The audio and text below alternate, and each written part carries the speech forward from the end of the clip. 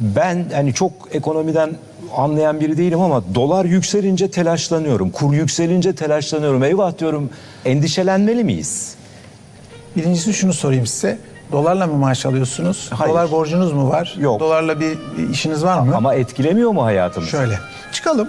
Bu vücutlarımızdan, bedenlerimizden gökyüzüne yükselelim. Bütün dünya haritasına bir bakalım. Adam diyor ki biz diyor bordan cam üreteceğiz. Yahu günaydın. Bor cam evlerde ve mutfaklarda kullanalı 10 yıllar oldu. Biz bunu çoktan ürettik, çoktan.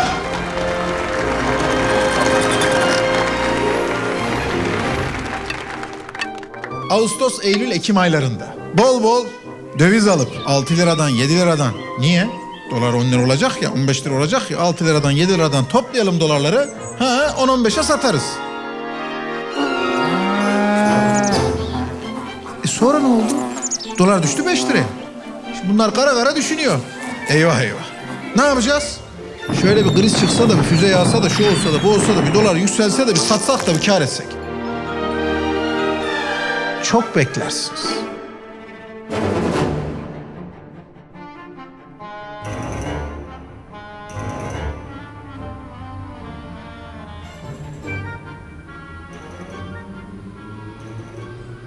Yani Türk ekonomisi 70 senedir hep aynı. Önce Türkiye'de döviz yükselir, cari açıkla Türkiye büyür. O cari açık belli noktaya geldikten sonra patlar. Ya devalüasyon olur eski sistemde, ya şimdiki gibi kur krizleri olur, hep aynı.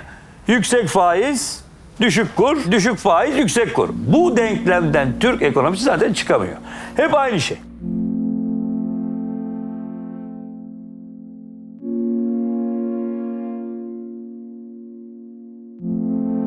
Şöyle geriye doğru dönüp baktığımızda 90'lı yılların ikinci yarısı iktidar mücadelesinin, işte siyasetin ve koalisyonların ekonominin önüne geçtiği yıllar oldu. Birikmiş olan sorunlar bugün olduğu gibi tabii ülkeyi çok ciddi bir krizin eşiğine getirdi.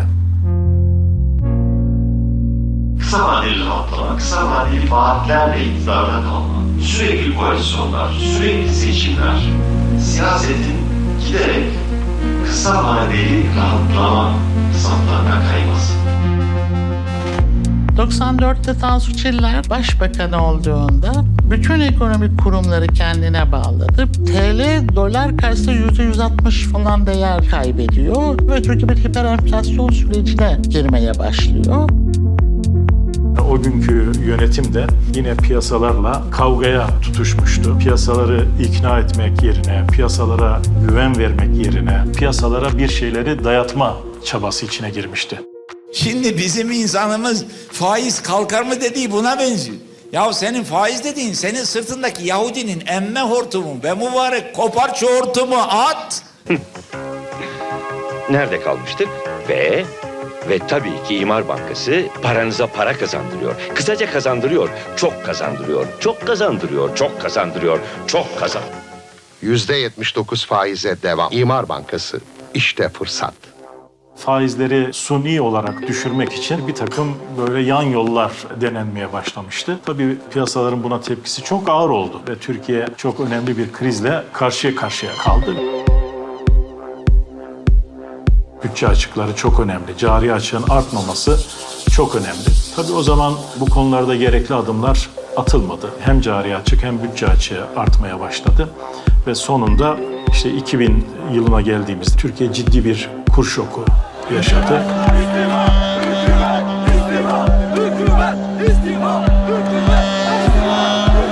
Arkadan da bir borç kriziyle karşı karşıya kaldık. Yani biz milli gelirimizin 1/4'ünden fazlasını bu kriz nedeniyle kaybetmiş olduk. Sayın Başbakanım, al ben bir esnafım. Ben bir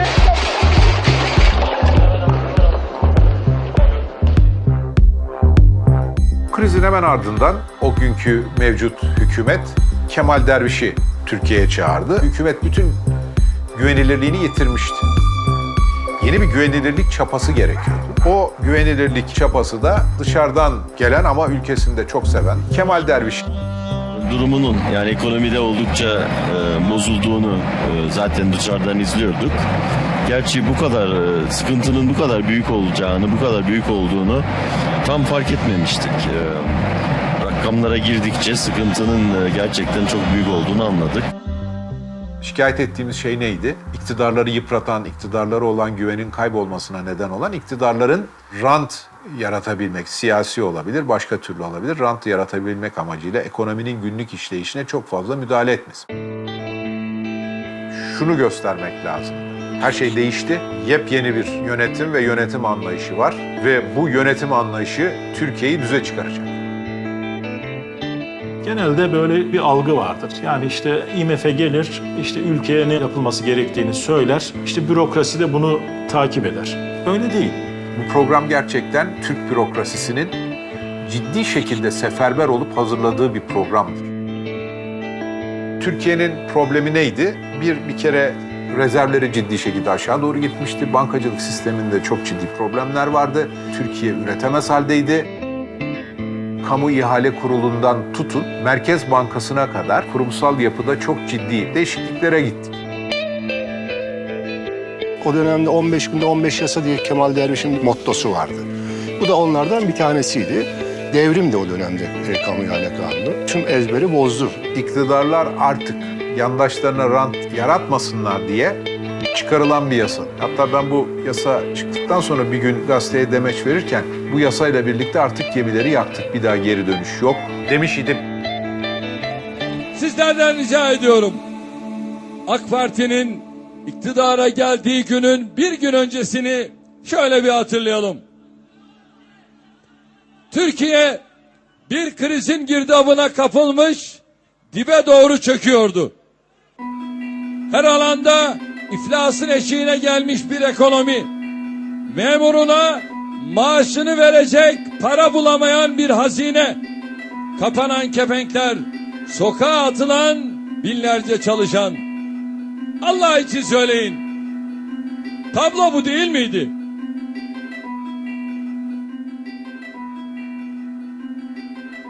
Tabii ekonomik kriz çok üzdü insanları ve inançlarını kaybettiler. Özellikle siyasal sistemin bunlarla ilgili şikayetlerin ayyuka çıktığı bir dönemden bahsediyoruz. O yüzden AK Parti aslında çok doğru reçetelerle geldi. Şimdi AK Parti geldiğinde Kemal Derviş reformlarını elinde hazır buldu. Kemal Derviş reformlarını reddetmedi, sürdürdü. Bu çok önemliydi. Avrupa Birliği rüzgarını arkasına aldı. Liberaller, liberal demokratlar da hem Türkiye'deki hem dünyadaki tamamen AK Parti destekledi. Ve o sırada bu süreç ilerledi. 2007'ye 2008'e kadar böyle şekilde gelindi. O dönem Türkiye'ye doğrudan yabancı yatırım aktı. Yabancı sermaye aktı.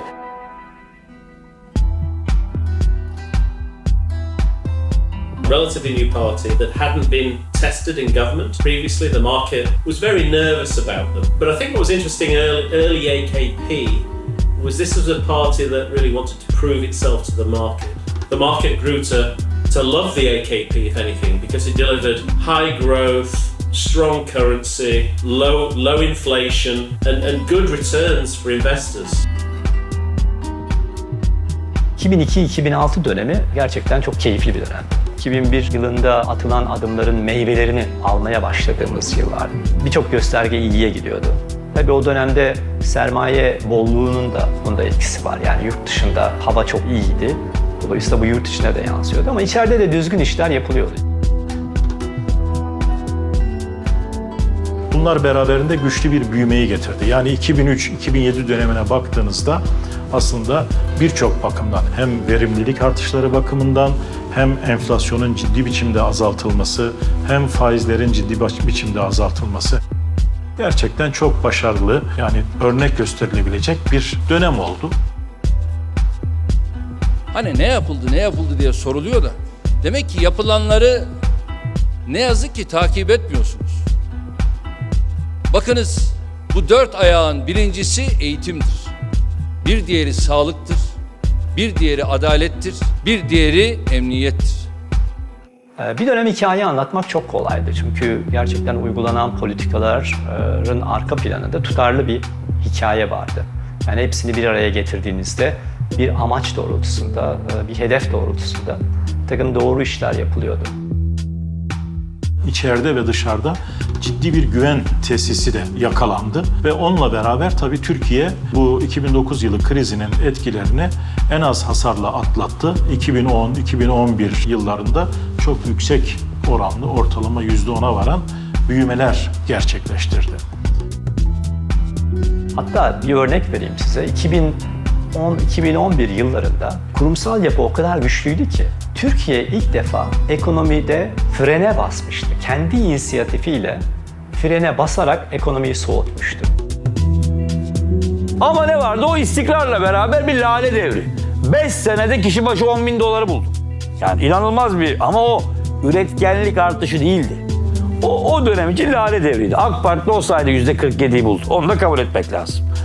Ama o uzun vadede faydalı değildi. Hatta o zaman Şevket Pamuk, Orhan Pamuk'un abisi, iktisat tarihçisi 2005'ten itibaren ya parasal genişlemeye gidin. Bu kadar ucuz dolar olmamalı. Biraz parasal genişleme yapın. Döviz biraz çıksın diyordu. Besim Tübük o zaman 1 dolar 2,5 TL'nin altına inmemeli diyordu. Şimdi biliyorsunuz aslında ülkeyi yönetenler, makro politikaları oluşturanlar veya siyasetçiler hiçbir zaman frene basmaz. Hep gaza basmak isterler. Belki de yakın tarihimizde ilk kez kurumlar kendi inisiyatifiyle frene bastılar. Bu elde ettiğimiz kazanımları kalıcı hale getirmek istedik. Kurumsal hale getirmek istedik. Bir kurala bağlamak istedik. O nedenle de bir mali kural çalışması yaptık. Bu öngördüğümüz mali kural özetle şunu söylüyordu. Türkiye'nin iyi performans gösterdiği yıllarda elde edilen imkanlar, gelir fazlaları bir anlamda harcanmasın, tasarruf edilsin. Bu fazlalar, bu tasarruflar ekonominin kötü gittiği yıllarda kullanılsın ve ekonominin toparlanmasına ve canlanmasına yardımcı olsun. Biz bu çalışmaya çok emek harcadık. Sayısız senaryolar, simülasyonlar yaptık. Bürokraside yer alan kurumlarla, uluslararası kuruluşlarla, akademi çevreleriyle çok sayıda toplantı yaptık. Ve neticede tasarı Türkiye Büyük Millet Meclisi'ne sevk edildi. Meclis tarihinde ender görülen bir şekilde muhalefet milletvekillerinin de desteğiyle, oy birliğiyle bu tasarı Plan ve Bütçe Komisyonu'ndan geçti, genel kurula indi. İşte genel kurulda tam görüşülme aşamasına gelmişken bu tasarının müzakere edilmesinden, yasalaşmasından vazgeçildi.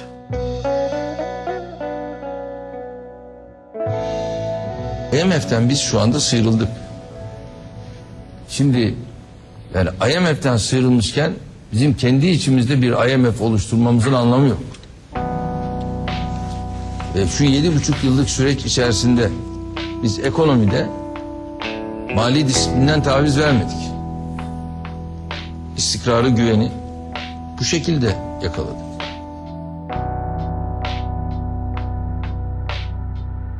O döneme kadar işte daha liberal görüşlü insanlarla bir ilişki içindelerdi. Bir Avrupa Birliği projesi vardı. Bu Avrupa Birliği projesi ister istemez liberalleri bir anlamda AK Parti'nin etrafında tutuyordu. Çünkü hakikaten bir demokratikleşme, bir özgürleşme, Türkiye'nin o işte kırılganlığını bir şekilde geride bırakma ve kendine güvenli, gelişmiş ülkeler sınıfına doğru geçme süreci gibi. This week's headline is Turkey joining the EU. Avrupa Parlamentosu'nun Türkiye kararını konuşacağız. Ey Avrupa Birliği! Kendinize gelin. So I think after 2011, I'd say the reformers, the orthodox reformers within the AKP, with Babajan, it was Bicace, Mehmet Şimşek, Governor Bashki at the central bank would be also in that group of very competent, very well qualified, very competent technocrats. I think were sidelined, and Erdogan began to rely increasingly on his own economic advisors. Pete Bullitt, Kemalet, and people like this became much more dominant in them, and they had very unorthodox policy instincts.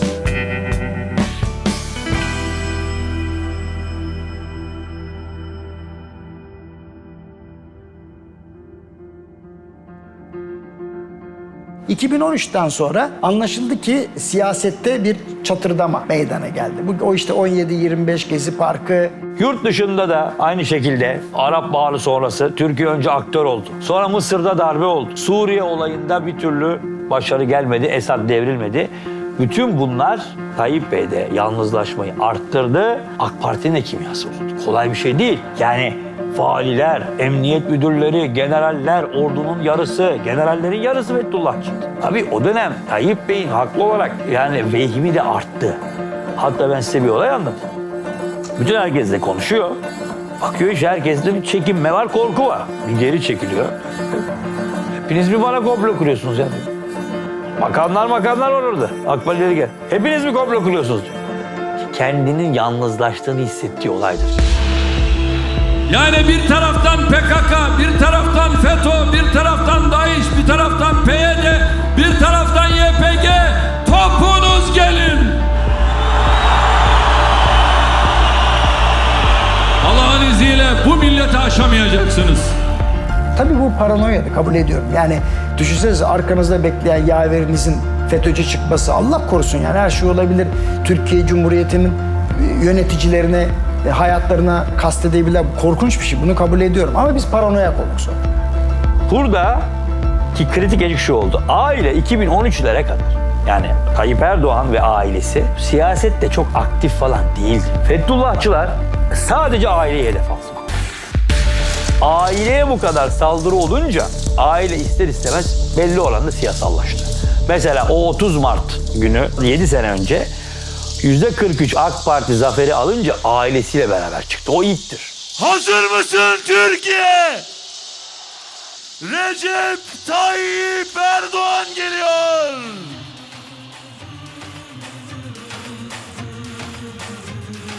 İşte sağlam irade.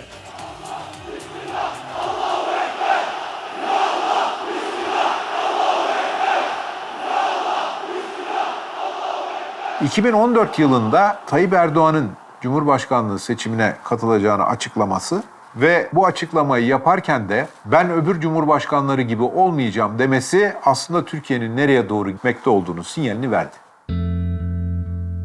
Ve bu arada tabii Tayyip Bey birey olarak çok güçlendi. Tabii ki o kurumların çöküşünden ötürü yani haline geldi. Tabii belli kararlar bireysel alınır hale geldi. O doğru. Zaman içerisinde ortak istişare kültürü yavaş yavaş ortadan kalkmaya başladı. Kritik kurumların başına genelde yani merkezi otorite ile çok uyumlu çalışabilecek, onların söylediklerini çok da sorgulamadan uygulayabilecek bir insan profili ortaya çıkmaya başladı. 1950'lerde Adnan Menderes iktidardı, güçlü bir iktidardı. Atatürk dünyanın en güçlü liderlerinden ama hani öyle zırt pırt kurumlarda yöneticileri falan değiştirmezlerdi. Çünkü doğru yönetici atarlardı. Bizde yanlışı atıp uzun süre beklemek, doğruyu atayıp hemen görevler almak gibi bir anlayış oluştu. Bunun tek sebebi merkeziyetçi bir yönetim anlayışı oluştu. Türkiye'de Cumhurbaşkanımız neredeyse 50'den fazla kurumun liderliğini yapıyor. Her birine 5 dakika ayırsa falan yönetmesi mümkün değil. O yüzden kendine ulaşabilen enformasyon neyse ona göre davranıyor. Ve o da bir gelinen noktada problemler çok. Yani ben buna hayır demiyorum. Tasvir edebilir misiniz? Neyi? Yani Erdoğan'ın gücü alması, sonrasında o kurumların değişimi. Şimdi bana diyebilirsiniz. Sayın Cumhurbaşkanı, siz Cumhurbaşkanısınız. Ya sizin bu seçim kampanyasında ne işiniz var diyebilirsiniz. Ben alışılmış Cumhurbaşkanı değilim. Olmadım, olmayacağım. Bu da böyle bir İşte Türkiye 2 tane açık kalp ameliyatı geçirmiş bir ülke gibi. Daha önce Türkiye'de bir 80 yıllık rejim çöktü. Yani işte o askeri vesayet rejimi, Kemalist rejim diyebilirsin. Sonra Gülenist rejim çöktü. 2 defa rejim değil, 2 devrim oldu ya. 2 tane devrim.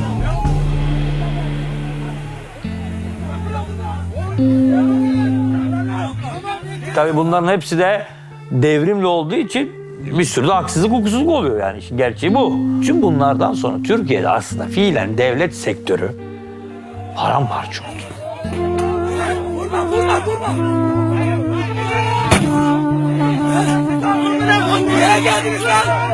Şahsım Hükümetin adına çok teşekkür ediyorum.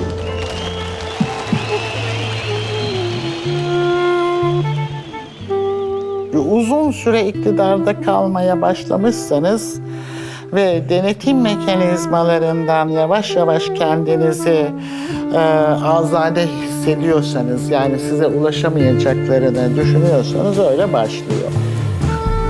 Tek parti iktidarın uzadıkça ömrü, işte ANAP'ta ikinci döneminde çok söyleniyordu. Menderes için söylenirdi, bu Demokrat Parti için.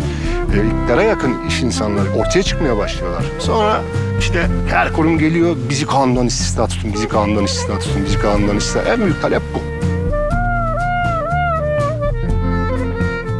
Etrafınızda buna alet ettiğiniz herkes bir anlamda onun bir parçası haline geliyor. Şu anda mevcut sistem nasıl çalışıyor? Mevcut sistem tam havuç ve sopa üzerine kurulmuş. Benden yanaysam havuç, bana karşıysam itirazım varsa sopa. Yani ödül ve ceza sistemi var şu anda. Bir hukuktan bahsedemeyiz ödül ve ceza varsa. Ödül ve cezanın olduğu yerde ya yandaş olacaksın, karşısındaysan cezana razı olacaksın. Bu çok ciddi kaynak aktarma mekanizması. Şimdi biz ortada 5 tane müteahhit görüyoruz. O 5 tane müteahhite bağlı on binlerce taşeron var. Ya Allah! Bismillah.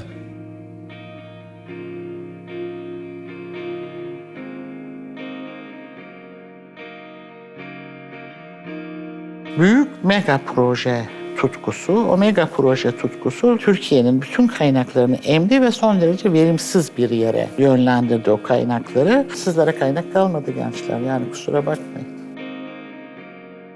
İhale yasasından Merkez Bankası'nın araç bağımsızlığına kadar her konuda konulmuş olan tüm kurallar ihlal edilmiştir. Tüm kurallar değiştirilmiştir. Türkiye ciddi bir kuralsızlık sürecinde gitmektedir.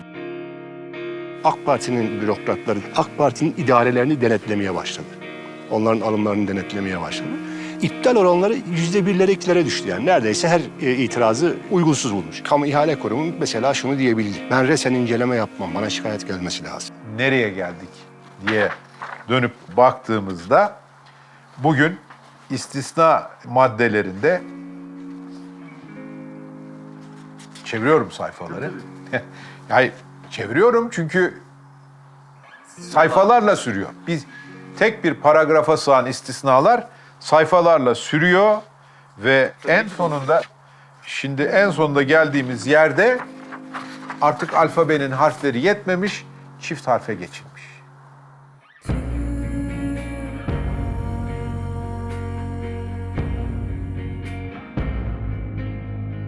Yani çok ekonomiden anlayan biri değilim ama dolar yükselince telaşlanıyorum. Kur yükselince telaşlanıyorum. Eyvah diyorum, her şey pahalanacak, ülkemizin ekonomisi kötüye gidecek. Endişelenmeli miyiz? Birincisi şunu sorayım size.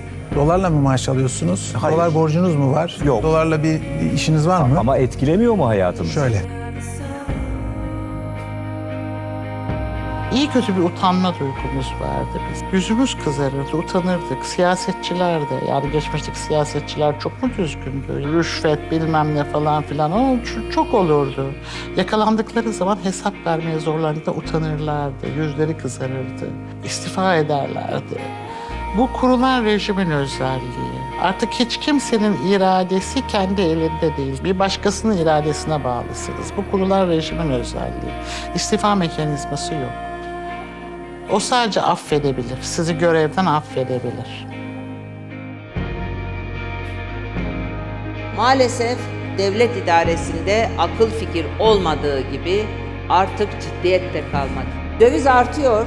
Dövizin artması hemen her ürünün fiyatının artmasına yol açıyor. Ama maalesef damat bakan oralı bile değil. Erdoğan'a bir çağrım var. 83 milyonun huzurunda bir çağrım var. Sayın Erdoğan, hala bu milleti seviyorsan, hala bu milletin perişan olmasını istemiyorsan, ilk yapacağın iş o sosyete damadın görevine son vermek. Bu kadar açık. Enerji ve Tabii Kaynaklar Bakanlığımızda da gerek önceki Enerji ve Tabii Kaynaklar Bakanımız, daha sonra Hazine ve Maliye Bakanımız olmak üzere ülkemize önemli hizmetler veren Berat Albayrak'a yine şahsım, milletim adına teşekkür ediyorum. Kendisi sağlık sorunları sebebiyle vazifesinden affını istedi. Biz de bu talebi kabul ederek Hazine ve Maliye Bakanı olarak yerine Lütfi Elvan arkadaşımızı atamış olduk. Evet değerli dostlar, merhabalar. Biliyorum herkes doları merak ediyor. Allah'ım ne oluyor işte kaç seviyesine çıktı vesaire. Arkadaşlar sabahleyin Mansur Arkın bir parçasıyla Instagram'da paylaşım yaptım. Neydi şarkı? Sana demedim mi, sana demedim mi diye. Bana artık hani dolar ne olacak diye soruyorsunuz. Sormayın artık ya. Yani ne için sabredeceğini, ne için çalışması gerektiğini bilmeyen bir ülkede ulusal paranın değeri konusunda bu kadar meraklanmanıza gerek yok. Şikayet etmeyin yani. Allah'ın dediği olur bu saatten sonra. Şaka yapmıyorum. Geldiğimiz noktada özetle bugünkü kriz artık ekonomik bir kriz değil. Bugünkü kriz siyasi bir krizdir. Çözümü ekonomik değildir, çözümü siyasidir. Geçmişte çalışan seçim mekanizmasıyla biz o krizleri bir şekilde aşabildik. Yani iktidarları değiştirdik, yeni gelen iktidarlarla yeni programlar yazdık, beğenmediğimiz iktidarları gönderdik. Evet, kötü günler yaşadık, bilmem iyi günler yaşadık falan ama yani hep böyle bir değiştirme ve değişim umudumuz vardı. Şimdi başka bir yerdeyiz.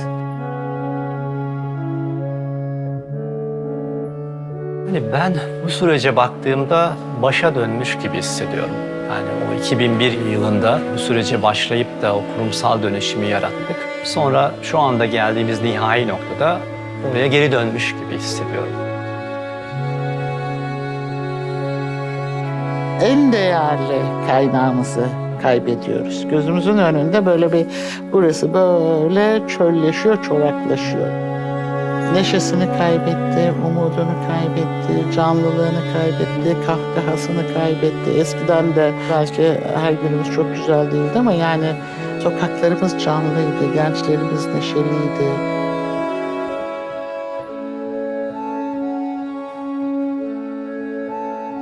Şimdi Türkiye arkadaşlar şu anki durumdan Tayyip Bey dahil hiç kimsenin memnun olduğunu düşünmeyin. Yani şu anki ekonomik durumdan da işte bazı durumlardan da Türkiye'de. Sizin de bir belgeseliniz var. İşte coğrafya kaderdir. Yani belli şeyler aşılamıyor.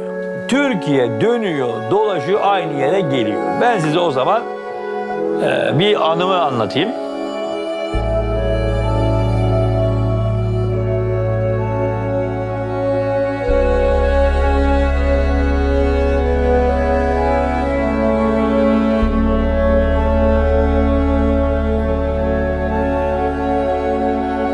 Rahmetli Çetin Altan.